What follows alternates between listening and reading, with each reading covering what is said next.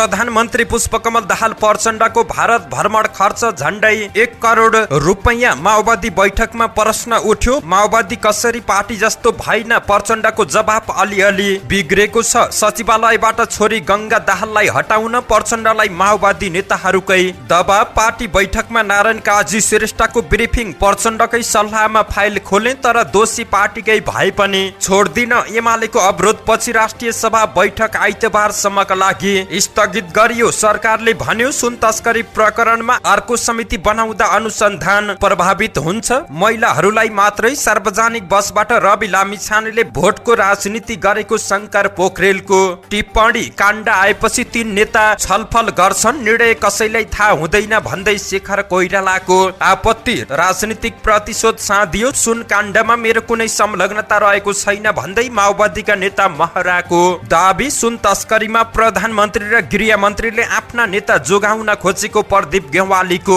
आरोप। माओवादी 32 सिटबाट तल झर्ने ठाउँ रहेको छैन। अबको चुनावमा पहिलो दल बन्ने दीपशिखाको दाबी। राजीनामा दिएर चर्चामा आएका वडा अध्यक्ष 1.5 महिनापछि फर्किए काममा। उप प्रधानमन्त्री खड्काले गरे स्वयम्भू स्थित बारुद खानाको निरीक्षण। राप्रपामा नेता बन्न 40 वर्ष मुनिका युवाबाट मागियो खुल्ला आवेदन। सरकार र सहकारी पीडित बीच 7 बुँदे सहमति आन्दोलन स्थगित गरियो। महिला दुर्व्यवहारको आरोपबारे प्रस्तावित राजदूत छेत्रीको स्पष्टीकरण मन्त्रालयकै बेइज्जत भयो। निवर्तमान मुख्यमन्त्री हिक्मत कार्कीले दिए उद्धव थापालाई बधाई। प्रदेश प्रमुखले संविधान मिचेकोमा दुःख व्यक्त। गुल्मीमा भिडबाट लडेर एक महिलाको मृत्यु। नेदरल्यान्ड्स र पोल्यान्डमा रोजगारीको प्रलोभन देखाई झण्डै 46 लाख रुपियाँ ठगी गर्ने 2 जना पक्राउ। बोस कम्पनीको रक्त अल्पता जाँच गर्ने उपकरण नेपाली बजारमा। अब बिरामीले रगत जाँच गर्दा शरीरबाट रगत निकाल्नु नपर्ने। मलाई समयले कमजोर बनाउन खोज्यो, आज एक्लै निडर भएको छु भन्दै गायिका एलिना चौहानको तर्क।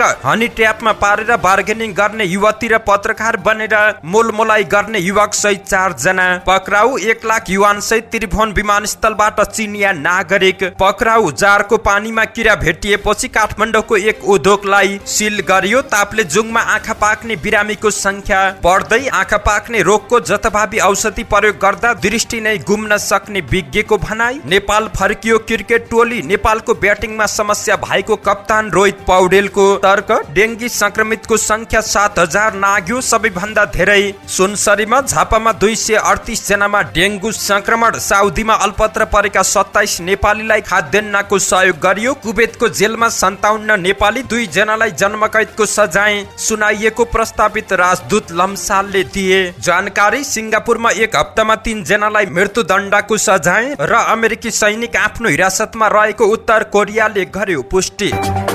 दर्शक महानुभाव नमस्कार, तपाईँ हेर्दै हुनुहुन्छ नेपाल पोस्ट। म गोविन्द चपगाई। आज मिति विक्रमसम्म 2080 साउन महिनाको 19 गते शुक्रबार, ईस्वीसम्म 2023 अगस्त 4 तारिक। यसै गरी आज अधिक साउन कृष्ण तृतीया तिथि पनि रहेको छ। दर्शक बिन सदा चाहिँ आज पनि उपस्थित भएका छौँ। विशेष गरी देशको पछिल्लो राजनीतिक अवस्था के कस्तो रहेको छ त विभिन्न नेताहरूको टीका टिप्पणी, स्वास्थ्य सम्बन्धी जानकारी, देश तथा विदेशमा घटेका घटना लगायत आज दिनैभरि कहाँ के हुँदैछ त शुभ बिहानीसँगै सम्पूर्ण जानकारीहरू लिएर यहाँ सामु उपस्थित भएका छौँ। दर्शक महानुभाव, हामीलाई कुन ठाउँदेखि हेर्दै हुनुहुन्छ अनि कस्तो लाग्दैछ त हामी प्रति कुनै प्रतिक्रिया छन् भने कृपया तलको कमेन्ट बक्समा आफ्नो प्रतिक्रिया उल्लेख गर्न सक्नुहुन्छ। सकेसम्म देशैभरिका अपडेटलाई समेट्ने कोसिस गर्नेछौँ। समाचार समय अवधिसम्म हामीसँगै रहनुहोला। हाम्रो मेहनतको लागि यो भिडियोमा एउटा लाइक भने अवश्य गरिदिनुहोला। शुभ बिहानीसँगै समाचारको दैलो उघारौं। प्रधानमन्त्री पुष्पकमल दाहाल प्रचण्डको भारत भ्रमण खर्च झण्डै 1 करोड रुपैयाँको प्रसङ्गबाट।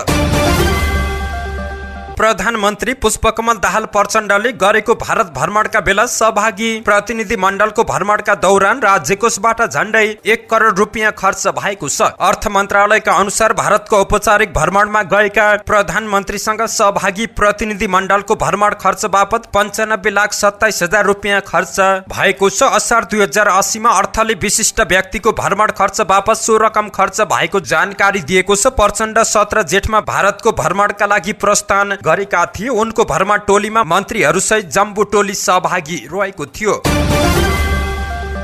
नेकपा माओवादी केन्द्रका अध्यक्ष पुष्पकमल दाहाल प्रचण्डले पार्टी अलिअलि बिग्रिएकाले पार्टी जस्तो नभएको आफूले टिप्पणी गरेको बताएका छन्। केन्द्रीय समितिको बैठकलाई सम्बोधन गर्दै प्रचण्डले माओवादी पार्टी जस्तो नभएको टिप्पणी गरेका थिए। तपाईले माओवादी पार्टी जस्तो भएन भन्ने किन टिप्पणी गर्नुभयो भन्ने पत्रकारको प्रश्नमा उनले भने, अहिले अलिअलि बिग्रेको भएर पार्टी जस्तो भएन भनेको हुँ। बैठकपछि सब पार्टीलाई सुधार गरेर लगिनेछ। जारी बैठकमा नेताहरूले पार्टी नेतृत्वको चरको आलोचना गरेका छन्।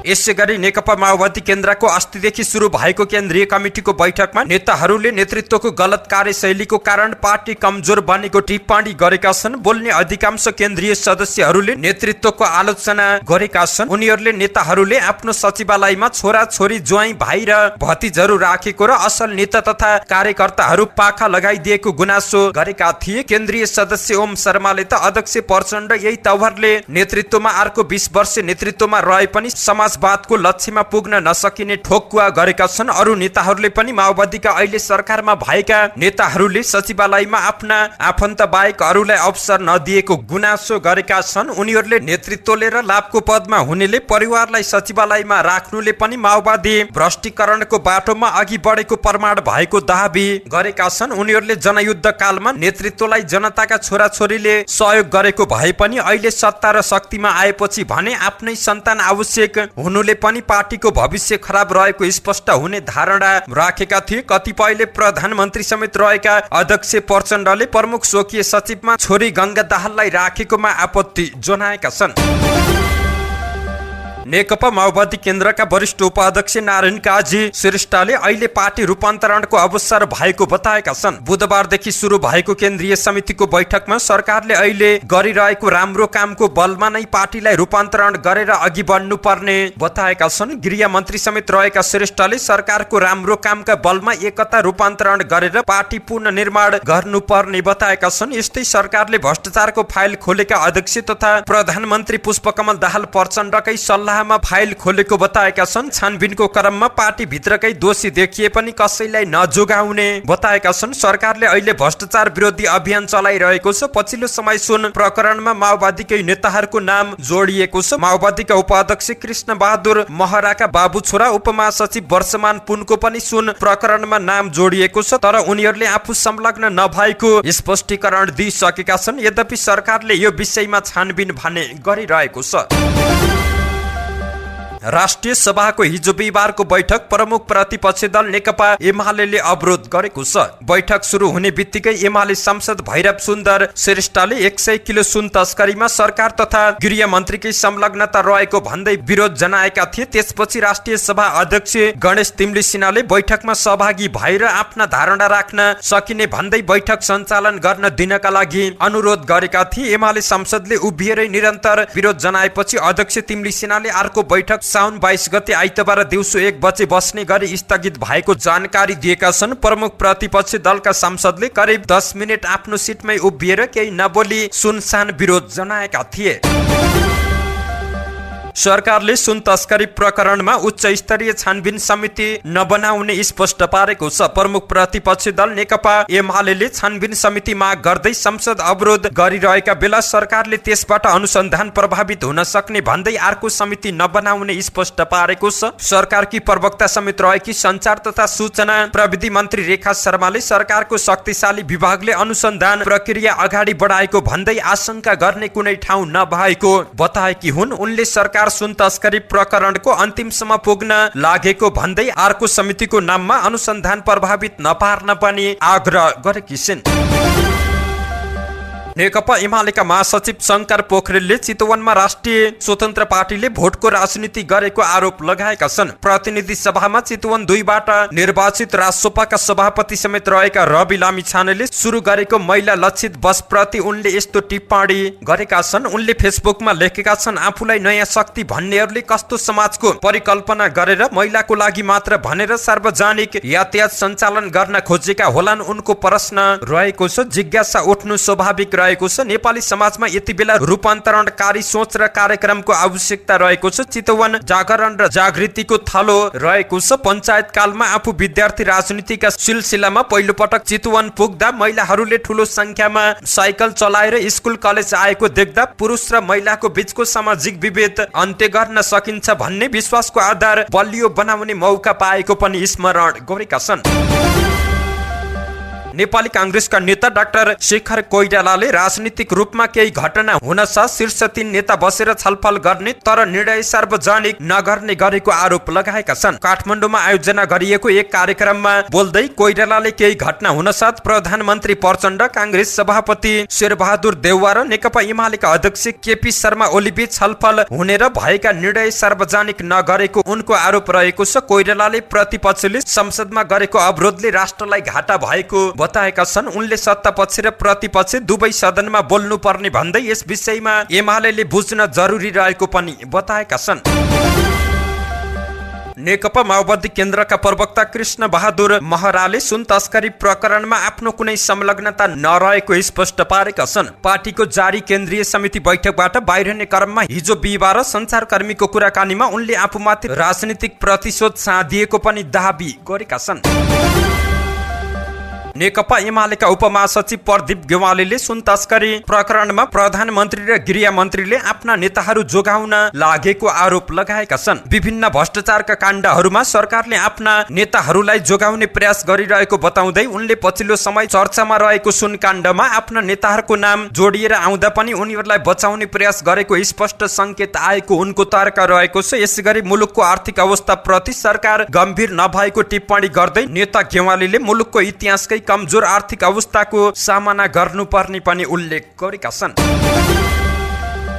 नेकपा माओवादी केन्द्रका केन्द्रीय सदस्य रामप्रसाद सापकोटा देवशिखाले पार्टी निरन्तर ओह्रालो लागेको भन्दै अब यो भन्दा ओह्रालो लाग्ने ठाउँ नरहेको बताएका छन्। 2084 सालसम्म पुग्दा सरकारले गरेका राम्रा कामहरूको बलमा पहिलो पार्टीका लागि प्रतिस्पर्धा गर्ने स्थिति बनाउने उनले दाबी गरेका छन्। काठमाडौँमा जारी केन्द्रीय समिति बैठकपछि बिहीबार पत्रकारहरूसँग कुराकानी गर्दै सापकोटाले माओवादी पार्टी जति विधानमा अरू कोही उद्धार नभएको भन्दै आगामी दिनमा पनि विधान मिच्न नहुने उनको तर्क रहेको छ। 1.5 महिना अघि आफ्नै पार्टीबाट नगर प्रमुख जितेका मेयर तथा उपमेयरले बनाएको बजेटमा असन्तुष्टि जनाउँदै वडा अध्यक्षबाट राजीनामा बुझाएर चर्चामा आएका दाङको घोराईका एक वडा अध्यक्ष 1.5 महिनामा पुनः काममा फर्किएका छन्। घोराई उपमहानगरपालिका वडा नम्बर 8 का वडा अध्यक्ष जितेन्द्र शाह पुनः काममा फर्किएका छन्। उनले हिजो बिहीबारबाट काम थालेका छन्। अध्यक्ष पदबाट राजीनामा दिएको करिब 1.5 महिनापछि पुनः काममा फर्किएका हुन्। घोराईका मेयर नरुलाल चौधरी, उपमेयर हुमा कुमारी ढिसी तथा वडा अध्यक्ष शाह सबै नेकपा एमालेबाट निर्वाचित भएका हुन्। वडामा पर्याप्त बजेट नछुटाएको भन्दै उनले असार 10 गते पदबाट राजीनामा बुझाएको घोषणा गरेका थिए, तर उनको राजीनामा स्वीकृत भएको थिएन। राजीनामा बुझाएर केही समय काठमाडौँमा बसे। उनले अघिल्लो आर्थिक वर्षमा पनि राजीनामा दिएको भन्दै प्रचार गरेका थिए। काममा फर्केका वडा अध्यक्ष शाहले आफूले उठाएका माग पूरा गर्ने नगर प्रमुखको प्रतिबद्धतापछि काममा फर्किएको जानकारी दिएका छन्। उप प्रधानमन्त्री एवं रक्षा मन्त्री पूर्णबहादुर खड्काले हिजो स्वयम्भू स्थित बारुदखानाको स्थलगत निरीक्षण गरेका छन्। नेपाली सेनाले सञ्चालन गरिरहेको 97 वर्ष पुरानो बारुदखानाको स्थलगत निरीक्षण गर्दै खड्काले नेपाली सेना र विकास निर्माणका लागि आवश्यक विस्फोटक पदार्थ नियमित आपूर्तिका लागि पहल गर्ने स्पष्ट पारेका छन्। करिब 100 वर्षदेखि सैन्य सामग्री उत्पादन र अनुसन्धानमा संलग्न हुनुले नेपाली सेना र यसमा काम गर्ने जनशक्तिको गौरव बढेको भन्दै उनले सैनिक सामग्री निर्माण र अनुसन्धान गर्दा व्यक्तिगत सुरक्षालाई उच्च प्राथमिकता दिन पनि आग्रह गरेका छन्। निरीक्षणका क्रममा उनले केही वर्षदेखि विकास निर्माणमा समेत प्रयोग हुने विस्फोटक पदार्थको उत्पादन कच्चा पदार्थको अभावमा रोकिए पनि त्यसलाई खुलाउन सरकारले चाँडै पहल गर्ने समेत जानकारी दिएका छन्।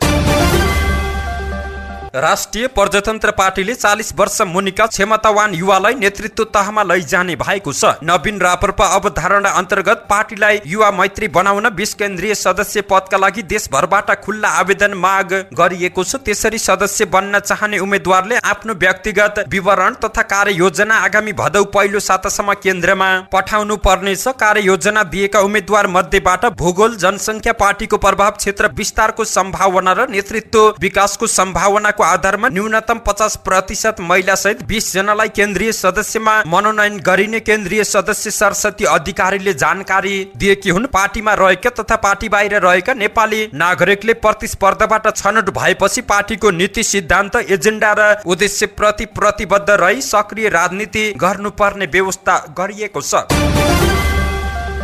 सहकारी पीडित र सरकार बीच साथ बुझे सहमति भएको छ। भूमि व्यवस्था सहकारी तथा गरिबी निवारण मन्त्री रञ्जिता श्रेष्ठ चौधरी आन्दोलनरत सहकारी पीडित बचतकर्ता महासंघ संघर्ष समिति बीच उनीहरूको माग सम्बोधन गर्ने विषयमा सहमति भएको छ। सहमति पछि आन्दोलनरत सहकारी पीडितहरूले हिजोदेखि माइतीघर मण्डलमा जारी अनसन र धरना स्थगित गर्ने सहमति गरेका छन्। सहमति अनुसार सहकारी क्षेत्रको सुधारका लागि सुझाव दिन नेपाल सरकार मन्त्री परिषदबाट गठित सहकारी क्षेत्र सुझाव कार्यदलमा बचतकर्ता सदस्यको अधिकतम हित संरक्षण गर्ने उद्देश्यले अनसन र धरनामा रहेका सहकारी संस्थाका बचतकर्ताहरूको समेत प्रतिनिधित्व गराउनका लागि हिजैको मितिबाट अधिकतम 3 जनासम्म प्रतिनिधि आमन्त्रित सदस्यको रूपमा समावेश गरिने पनि जानकारी प्राप्त भएको छ। संयुक्त अरब इमिरेट्सका लागि प्रस्तावित नेपाली राजदूत तेजबहादुर छेत्रीले आफूमाथि महिलामाथि दुर्व्यवहार गरेको र कार्यक्षमताको विषयलाई लिएर आएका उजुरीले परराष्ट्र मन्त्रालयकै बेइज्जत गरेको बताएका छन्। संसदीय सुनवाई समितिमा सुनवाईकै क्रममा सांसदहरूले सोधेको प्रश्नको जवाफमा प्रस्तावित राजदूत छेत्रीले महिलालाई आफूले सम्मान गर्ने, देवी मान्ने र दुर्व्यवहार गरेको भनेर कहिले पनि गुनासो वा उजुरी मन्त्रालयमा नभएको स्पष्ट पारेका छन्। सांसद ईश्वरी घरती मगरले छेत्री विरुद्ध 5वटा गम्भीर प्रकृतिका उजुरी समितिमा परेको बताइन्। राजदूतलाई आवश्यक पर्ने अंग्रेजी भाषामा दक्ष नभएको, पटक पटक महिलामाथि दुर्व्यवहार लगायत उजुरी रहेको भन्दै उनले प्रश्न गरेकी थिइन्।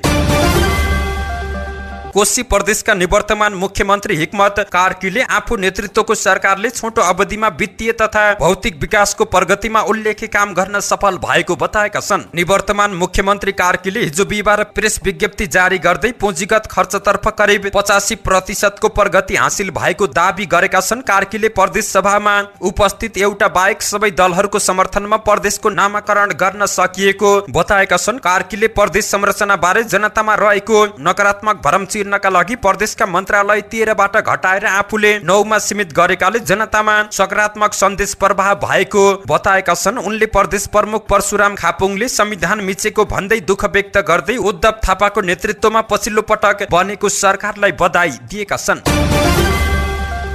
गुल्मीमा भिरबाट लडेर एक महिलाको मृत्यु भएको छ। घाँस काट्ने क्रममा भिरबाट लडेर महिलाको मृत्यु भएको हो। जिल्ला प्रहरी कार्यालयका अनुसार मुसिकोट नगरपालिका 4 डाँडाथोक बस्ने 36 वर्षीय फुलकुमारी नेपालीको मृत्यु भएको छ। नेपाली आफ्ना छोरीहरूसँग स्थानीय ढुङ्गे ठाँटी हर्लेखानी सामुदायिक वनमा घाँस काट्न गएकी थिइन्। करिब 200 मिटर तल खसेकी नेपालीको घटनास्थलमै मृत्यु भएको जिल्ला प्रहरी कार्यालयका सूचना अधिकारी प्रहरी नायब उपरीक्षक दिल्ली नारायण पाण्डेले जानकारी दिएका छन्।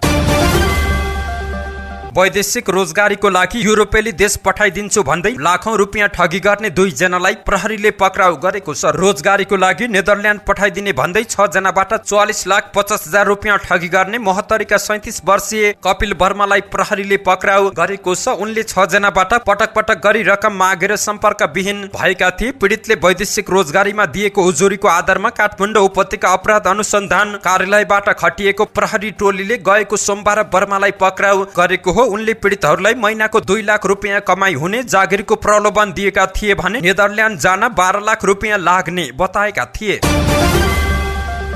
नेपाली बजारमा बोस कम्पनीको रक्त अल्पता एनिमिया जाँच गर्ने उपकरण सार्वजनिक भएको छ। शुभ नेपाल प्रणालीले एआईमा आधारित विब्राई एसपी प्रो उपकरण सार्वजनिक गरेको छ। कम्पनीका अनुसार यो उपकरणको प्रयोग गर्दा शरीरबाट रगत निकाल्नु पर्दैन। उक्त उपकरणमा भारतमा उत्पादित जर्मनी प्रविधिमा आधारित रहेको छ। यसले स्क्रिनबाटै शरीरमा एनिमिया भए नभएको देखाउँछ। यो उपकरणको प्रयोगमा 30 सेकेन्ड भित्रै शरीरमा एनिमिया भए नभएको रिपोर्ट थाहा पाउन सकिन्छ। कम्पनीका प्रबन्ध निर्देशक विकेश श्रेष्ठका अनुसार हालसम्म नेपालको 4वटा नगरपालिका र 30 भन्दा बढी विद्यालयमा यसको जाँच भइसकेको छ। साथै विभिन्न ठाउँमा मास स्क्रिनिङ समेत हुन थालेको जानकारी प्राप्त भएको छ। गायिका एलिना चौहान पछिल्लो समय एक अन्तर्वार्ताले गर्दा चर्चामा रहेकी छिन्। युट्युबमा उनले गत साता दिएको अन्तर्वार्तामा जीवनको संघर्ष र निराशाबारे कुराकानी गरेकी थिइन्। यो अन्तर्वार्तापछि प्रशंसकले उनलाई हरेस नखान र बलियो हुन सुझाव दिएका छन्। साथै उनी उक्त अन्तर्वार्तामा निराश पनि देखिएकी थिइन्। यस्तोमा पछिल्लो समयकी हिट गायिकाले बिहिबार फेसबुकमा एक खुल्ला पत्र लेख्दै प्रशंसकलाई सम्बोधन गरेकी छिन्। साथै आफूले नियत बसले कसैलाई आक्रमण गर्न नखोजेको भन्दै माफी समेत मागेकी छिन्। आफ्नो सफलता र उपलब्धिमा फ्यानको ठूलो हात रहेको भन्दै एलिनाले आफूले अन्तर्वार्तामा भनेका कुरालाई लिएर सम्झाउन र बुझाउन खोज्नेलाई सबैलाई धन्यवाद दिएकी छिन्।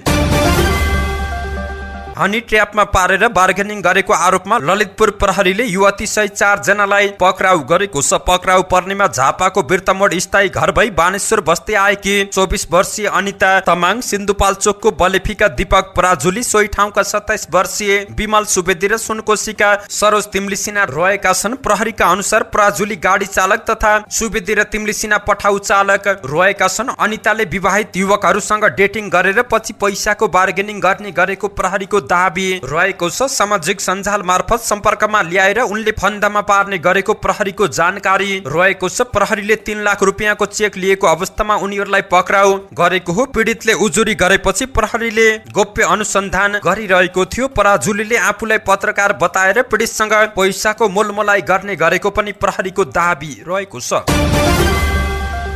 त्रिभुवन विमानस्थलबाट 1 लाख युवान सहित एक चिनिया नागरिक पक्राउ परेका छन्। त्रिभुवन अन्तर्राष्ट्रिय विमानस्थल प्रहरीले 58 वर्षीय होङलाई युवानको 100 का दरका 1000 थान नोट सहित पक्राउ गरेको छ। प्रहरीका अनुसार होङ एयर चाइनाको विमान मार्फत चीनको छेन्दु प्रस्थान गर्ने तयारीमा रहेका थिए। जारको पानीमा किरा भेटिएपछि काठमाडौँको एक पानी उद्योग सिल भएको छ। जिल्ला प्रशासन कार्यालय काठमाडौँका कर्मचारी सम्मिलित अनुगमन टोलीले चन्द्रगिरी नगरपालिका माता तीर्थमा रहेको एक पानी उत्पादन कम्पनीमा सिल गरेको छ। मंगलबार जारको पानीमा किरा भेटिएको भन्ने सूचनाको आधारमा पानी उत्पादन केन्द्रमा स्थलगत अनुगमन भएको थियो। त्यस क्रममा पनि फोहोर पानी भेटिएपछि पानी उत्पादन केन्द्रमा बिक्री वितरण गर्न नपाउने गरी प्रतिबन्ध लगाइएको प्रहरी वृत्त खानकोटले जानकारी दिएको छ।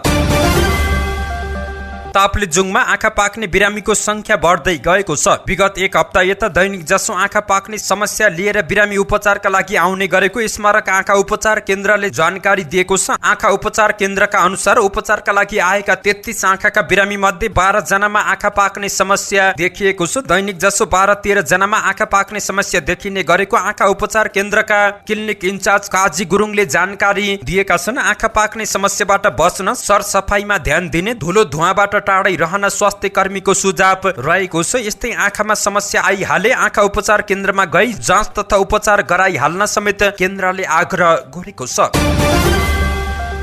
नेपाली राष्ट्रिय क्रिकेट टिमका कप्तान रोहित कुमार पौडेलले नेपालको ब्याटिङमा समस्या देखिएको बताएका छन्। श्रीलङ्कामा इमर्जिङ टिप्स एसिया कपमा सहभागी भएर फर्किएका उनले ब्याटिङमा समस्या भएको बताएका हुन्। उनले इमर्जिङ टिप्स एसिया कपमा सहभागी भएर राम्रो अनुभव हासिल गरेको पनि बताएका छन्। पछिल्लो अनुभवले आगामी एसिया कपमा धेरै मद्दत पुग्ने पौडेलको भनाइ रहेको छ। हिजो बिहिबार स्वदेश फर्किएको नेपाली राष्ट्रिय क्रिकेट टोलीलाई त्रिभुवन विमानस्थलमा नेपाल क्रिकेट संघ क्यानका पदाधिकारीले स्वागत गरेका थिए।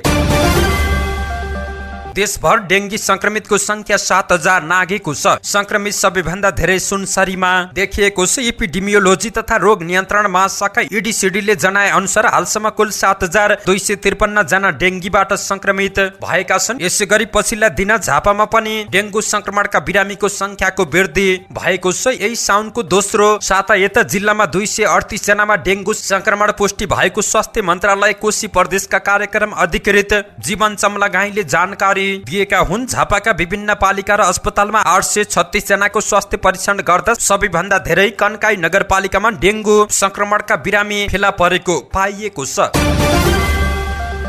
साउदी अरेबियामा अल्पत्र परेका 27 जना नेपालीलाई खाद्यान्न सहयोग गरिएको छ। साउदी स्थित झापाली समाजका अध्यक्ष राजेन्द्र थापाले उनीहरूलाई खाद्यान्न सहयोग गरेका हुन्। नेपालमा रहेको यस अलरेडी मेन पावरबाट 45 दिन अघि साउदीको केएफसी कम्पनीमा गएका उनीहरू अल्पत्र परेका छन्। दूतावासले सम्बन्धित मेन पावर र कम्पनीसँग समन्वय गरी आवश्यक प्रक्रिया अगाडि बढाएको छ।